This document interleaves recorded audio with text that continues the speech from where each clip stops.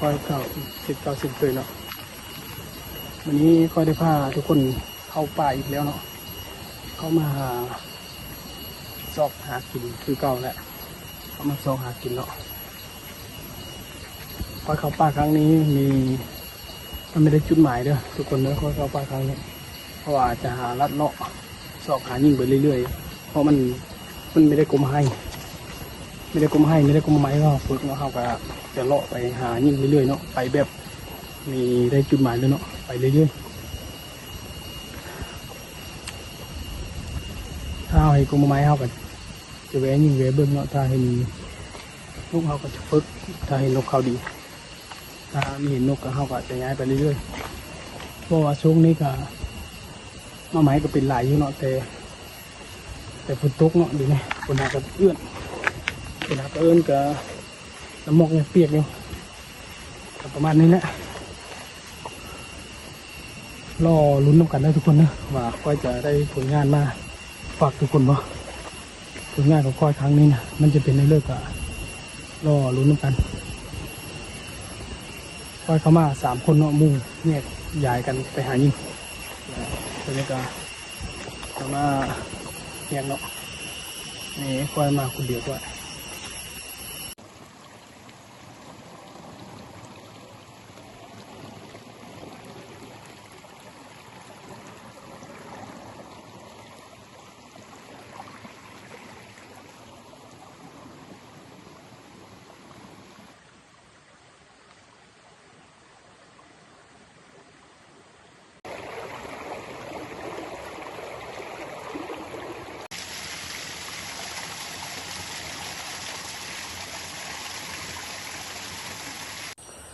เห็นห้อยหมูป่าแล้วทุกคน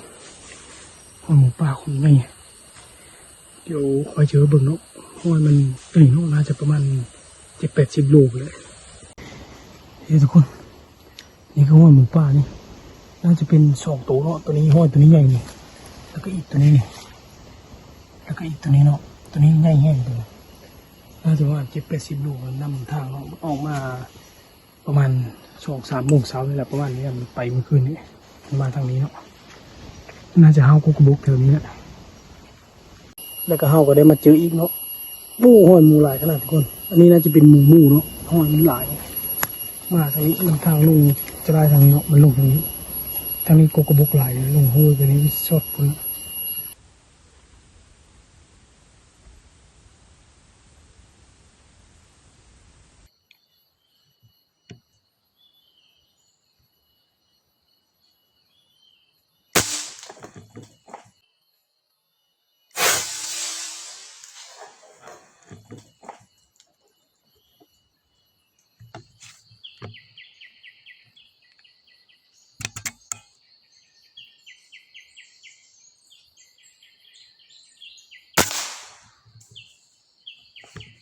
เราได้มาให้ผมให้เนาะให้อันนี้เนาะนี่สูงไปเลยเนาะพอดีนี่นกกาเอาแต่นกนกจะรักข้างฟูมเอาแต่นกจะรักข้างฟูมกับนกกระโตงแล้วก็นกกระทุนเนาะถ้าบางตัวแรงว่านกเป้าหรือว่ากระหอกจะเฮาว่าถ้าบางตัวแรง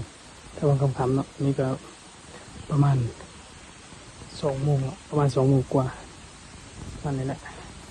เดี๋ยวมาลุ้นกันเนาะนี่ก็มาให้เนาะยุงก็เลยเนาะพอดียิง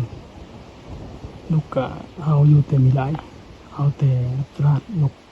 กระตุงนกเป้าตอนมามันออกเนาะมันเฮามีหลายถ้าบางตัวแรงว่ามันจะเฮาอีกบ่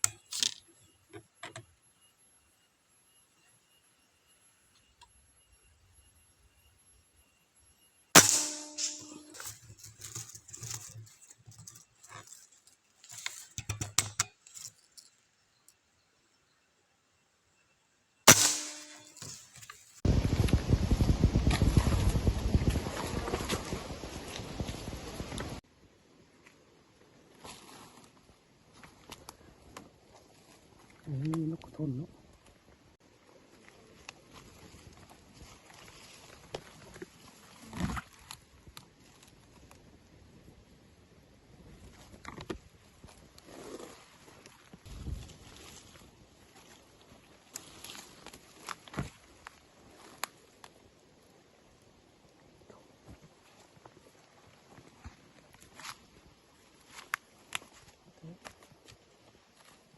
นกกระตู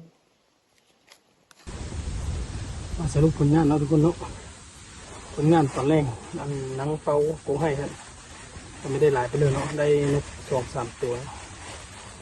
ประมาณนี้นกกระโตงนกตลาดเนาะแล้วก็นกกระทนนี่เป็นนกกระโตงเนาะตัวที่1ตัวที่2ตัวที่3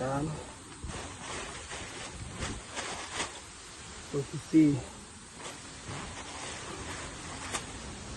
ตัวที่5